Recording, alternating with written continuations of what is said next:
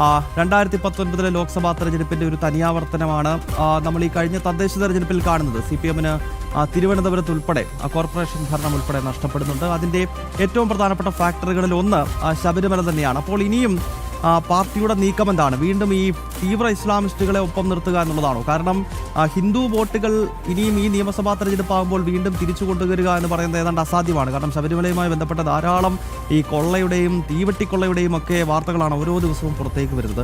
അപ്പോൾ പാർട്ടിയുടെ അടുത്ത സ്ട്രാറ്റജി എന്താണ്? ഈ ജമാഅത്തെ ഇസ്ലാമിയൊക്കെ പോലുള്ള ഭീകര സംഘടനകളെ അടുപ്പിക്കുക എന്നുള്ളതാണോ? കാരണം ഒരു ഭാഗത്ത് ജമാഅത്തെ ഇസ്ലാമി തീവ്രവാദ സംഘടനയാണെന്നൊക്കെ പറയുന്നുണ്ടെങ്കിലും അടിയൊഴുക്കുകൾ അങ്ങനെയല്ല. CPMന്റെ കേഡേഴ്സ് ജമാഅത്തെ ഇസ്ലാമിയുടെ പരിപാടികളിൽ പങ്കെടുക്കൂ എന്ന നിർദ്ദേശം പാർട്ടിയുടെ ജില്ലാ ഘടകങ്ങളിൽ നിന്നൊക്കെ തന്നെ വരുന്നത് നമ്മൾ കോഴിക്കോടൊക്കെ കണ്ടതാണ്.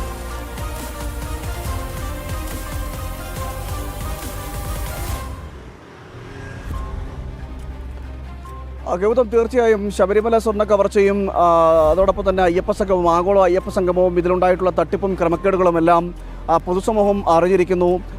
ഓരോ ദിവസം കഴിയുന്തോറും ഓരോ ദിവസം ചെല്ലുന്തോറും ഈ തട്ടിപ്പിൻ്റെ എണ്ണം വർദ്ധിക്കുന്നു, തുകകളുടെ എണ്ണം കൂടി വരുന്നു. ഇത്തരത്തിൽ വലിയ രീതിയിൽ പാർട്ടിക്ക് തന്നെ CPM തന്നെ നാണക്കേട് ഉണ്ടാകുന്ന സാഹചര്യത്തിലേക്ക് എത്തുന്നു.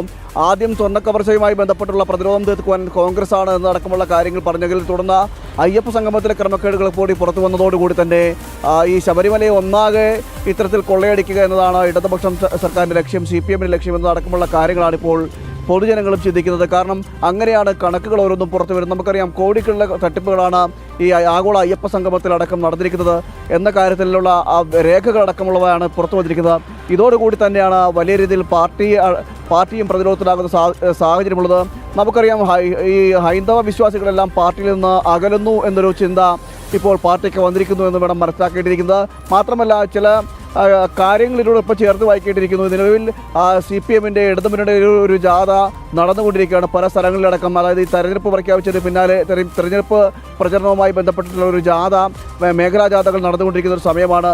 ഈ മേഖലാ ജാഥകളിലൊക്കെ നമ്മൾ നോക്കുകയാണെങ്കിൽ ആളൊഴിഞ്ഞ കസേരകൾ മാത്രമാണ് ഇപ്പോൾ കാണാൻ കഴിയുന്നത്.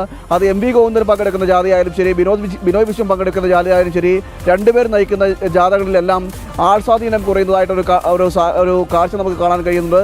ഈ ഹൈന്ദവർ വിശ്വാസികളായിട്ടുള്ളവരാണ് CPMലും ഏറ്റവും കൂടുതൽ CPM വിശ്വാസികളായിട്ടുള്ളവരെല്ലാവരും CPM പാർട്ടിയിൽ അടിയുറച്ച് വിശ്വസിക്കുന്നതായിട്ടുള്ള കുറേ ആളുകൾ ഹൈന്ദവ വിശ്വാസികളായിട്ടുള്ളവരായിരുന്നു. എന്നാൽ അവരെല്ലാം പാർട്ടിയിൽ നിന്നും മാറിപ്പോകുന്നു, ഒഴിഞ്ഞു പോകുന്നു എന്നതാണ് ഇതിലൂടെയൊക്കെ മനസ്സിലാക്കാൻ കഴിയുന്നത്. കാരണം ഇത് നിരന്തരം ഇത്തരത്തിൽ ഈ പിണറായി സർക്കാർ അധികാരത്തിൽ വന്നതിന് ശേഷം ഹൈന്ദവ വിരോധം വെച്ച് പുലർത്തുന്ന ഒരു സാഹചര്യം ഉണ്ടായിട്ടുണ്ട്. നമുക്കറിയാം ഗണപതി മിത്തല്ല എന്നതടക്കമുള്ള പരാമർശങ്ങൾ നേരത്തെ ഒരു സ്പീക്കറുടെ ഭാഗത്തു നിന്ന് തന്നെ വന്നതാണ്.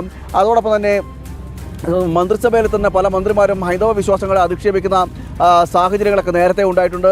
അതോടൊപ്പം തന്നെ 2018 ശബരിമലയുമായി ബന്ധപ്പെട്ടുള്ള യുവതി പ്രവേശനത്തെ നിർബന്ധിച്ച് യുവതികളെ ശബരിമലയിലേക്ക് പോലീസിൻ്റെ സഹായത്തോടു കൂടി തന്നെ കൊണ്ട് കയറ്റുന്നത്, അങ്ങനെ അതോടൊപ്പം തന്നെ മറ്റ് ഇതിനോടനുബന്ധിച്ച് തന്നെ ഈ യുവതി പ്രവേശനത്തോടനുബന്ധിച്ച് തന്നെ പിണറായി സർക്കാർ ചെയ്തു കൂട്ടിയ ഇത്തരത്തിലുള്ള ആചാര ലംഘനങ്ങളെല്ലാം ഭക്തർ കണ്ടതാണ്. അതിനൊരു തിരിച്ചടിയാണ് 2019 തെരഞ്ഞെടുപ്പ് നൽകിയത്.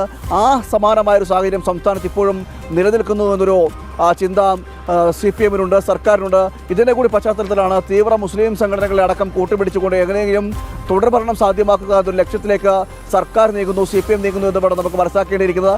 ഇതുകൊണ്ടാണ് ഈ ജമാഅത്തെ ഇസ്ലാമി അടക്കമുള്ളവയെ, അതായത് മതരാഷ്ട്ര സ്ഥാപനം എന്ന ലക്ഷ്യത്തോടു കൂടി പ്രവർത്തിക്കുന്ന, ഇസ്ലാമിക രാഷ്ട്ര സ്ഥാപനം എന്ന ലക്ഷ്യത്തോടൊപ്പം പ്രവർത്തിക്കുന്ന ഈ ജമാഅത്തെ ഇസ്ലാമി അടക്കം കൂട്ടുപിടിച്ചുകൊണ്ട് സർക്കാർ രൂപീകരിക്കുന്ന അല്ലെങ്കിൽ വോട്ട് നേടുന്ന നിലയിലേക്കൊക്കെ എത്തുന്നത്. പ്രത്യക്ഷത്തിൽ ജമാഅത്തെ ഇസ്ലാമിയെ CPM ആയാലും ശരി, അതായത് പിണറായി വിജയനായാലും ശരി, മറ്റ് MP ഗോവിന്ദനായാലും ശരി, പ്രത്യക്ഷത്തിൽ എതിർക്കുന്നുണ്ടെങ്കിൽ പോലും പരോക്ഷമായ രീതിയിൽ സഹകരണം ഉറപ്പാക്കുക എന്നതാണ് ഇപ്പോൾ ലക്ഷ്യം വെക്കുന്നത് എന്ന് വേണം നമുക്ക് മനസ്സിലാക്കാൻ കഴിയുന്നത്. കാരണം ഇവിടെ നിന്നും ഒരു ഹൈന്ദവ വിശ്വാസികളുടെ വോട്ടുകൾ പോവുകയാണെങ്കിൽ ഇപ്പുറത്തു നിന്നും അതിനെ ബാലൻസ് ചെയ്യുക എന്നൊരു ലക്ഷ്യം കൂടി ഇതിന് പിന്നിൽ ഉണ്ടോ എന്ന് സംശയിക്കേണ്ടിയിരിക്കുന്നു. അതിൻ്റെ പ്രവർത്തനങ്ങൾ നടക്കുന്നതായിട്ടാണ് നമുക്ക് മനസ്സിലാക്കാൻ കഴിയുന്നത്. എന്തായാലും ഏത് വിധേനയും തുടർഭരണം സാധ്യമാക്കുക എന്നൊരു ലക്ഷ്യമാണ് പിണറായി സർക്കാർ ലക്ഷ്യം വെക്കുന്നത് എന്ന് വേണം ഇതിലൂടെ മനസ്സിലാക്കാൻ കഴിയുന്നത്. എന്തായാലും ഈ ശബരിമല സ്വർണ്ണക്കൊള്ളയും ശബരിമല സ്വർണ്ണക്കൊള്ളയോടൊപ്പം തന്നെ ആഗോള അയ്യപ്പ സംഘവും എല്ലാം സർക്കാരിനെ വലിയ രീതിയിൽ പ്രതിരോധത്തിലാക്കിയിരിക്കുന്നു, സർക്കാരിനെ വെട്ടിലാക്കിയിരിക്കുന്ന ഒരു സാഹചര്യമുണ്ട്. CPMന് തന്നെ ഇത് പ്രതിരോധത്തിലാക്കിയിരിക്കുന്ന ഒരു സാഹചര്യം കൂടിയുണ്ട്. ഭക്തരായിട്ടുള്ള വിശ്വാസികളായിട്ടുള്ള ആളുകൾ CPMൽ നിന്ന് കൊഴിഞ്ഞു പോകുന്നു എന്നൊരു ചിന്ത പാർട്ടിക്കുള്ളിൽ തന്നെ വന്നിരിക്കുന്നു. അതുകൊണ്ട് തന്നെ ഇത് പാർട്ടി അടിസ്ഥാനത്തിൽ ഇത്തരത്തിൽ വിശ്വാസികളെ പിടിച്ചു നിർത്തുവാനുള്ള ശ്രമങ്ങളും നടക്കുന്നുണ്ട്. ഓക്കേ, വീടുവിടാന്തരം കയറിക്കൊണ്ടിരുന്നത് തന്നെ ശബരിമല സ്വർണ്ണ കവർച്ച, അതോടൊപ്പം തന്നെ പമ്പയിൽ കഴിഞ്ഞ വർഷം സെപ്റ്റംബർ 20 നടന്ന ആഗോള അയ്യപ്പ സംഗമം, അതുമായി ബന്ധപ്പെട്ട തട്ടിപ്പ്, ഇതെല്ലാം CPM-നെ സംബന്ധിച്ചിടത്തോളം വലിയ തിരിച്ചടിയായി വരുന്ന നിയമസഭാ തെരഞ്ഞെടുപ്പിൽ മാറുമോ എന്ന ആശങ്ക ഇതിനകം തന്നെ പാർട്ടി സംസ്ഥാന ഘടകത്തിനുണ്ട് എന്ന കാര്യത്തിൽ തർക്കമില്ല. 2019 ലോക്സഭാ തെരഞ്ഞെടുപ്പിലെ ദയനീയമായ പരാജയം, അതിൻ്റെ കാരണം നമുക്കറിയാവുന്നതുപോലെ 2018 നടന്ന യുവതീ പ്രവേശന വിവാദമാണ്. അത് CPM-നെ കേരള രാഷ്ട്രീയത്തിൽ ഇല്ലാണ്ടാക്കുന്ന രീതിയിലുള്ള ഒരു തെരഞ്ഞെടുപ്പ് ഫലം 2019 ഉണ്ടാക്കി.